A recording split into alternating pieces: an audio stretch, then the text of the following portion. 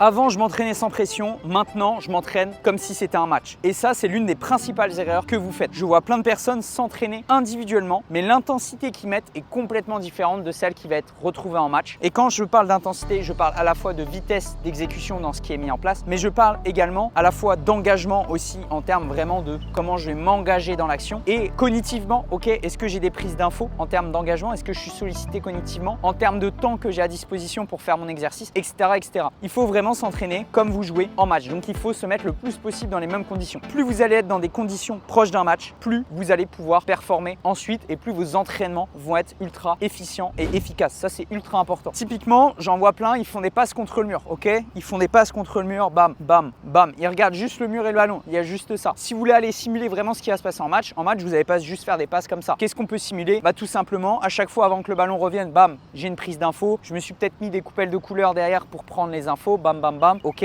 j'ai à chaque fois jeté un coup d'œil, ça c'est la première chose.